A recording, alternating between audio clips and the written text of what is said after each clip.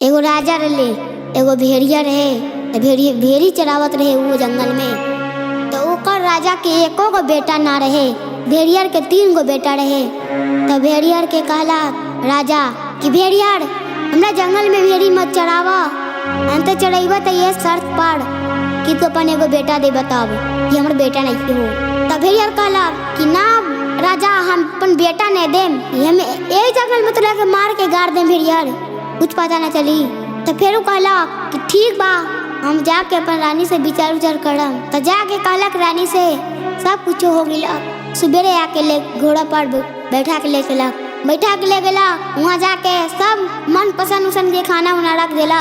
फिर उनकर भाई उठता, मम्मी हमर भाई कहाँ बा, मम्मी हमर भाई कहाँ बा, हमर भाई कुछ खैले नहीं के, मम्मी हमर भाई के ने बा, बतावा मम्मी जल्दी बतावा।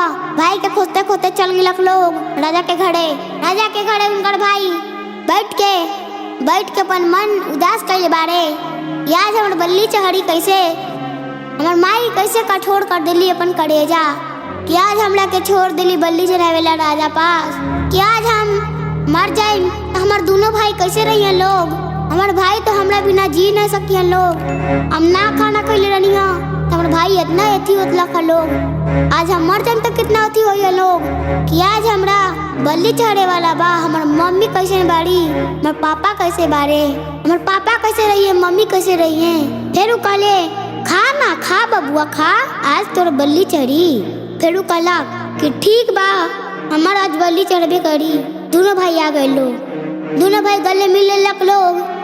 फिर वो राजा आइले, हमरा भाई के छोड़ दे राजा, लेकिन हमरा बल्ली चढ़ा दा, हमारे भाई के छोड़ दे राजा, हमरा बल्ली चढ़ा दा।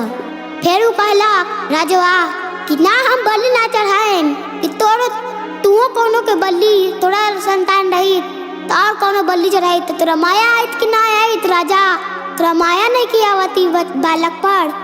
कहलक कि ना बाबू हमरा माया आवता, हम बलि ना चढ़ाइब, हम बलि ना चढ़ाइब, हमरा माया आवता बाबू, हम बलि ना चढ़ाइब, हमरा माया आवता बाबू, हम बलि ना चढ़ाइब, ना चढ़ाइब, बलि ना चढ़ाइब बाबू, बलि ना चढ़ाइब।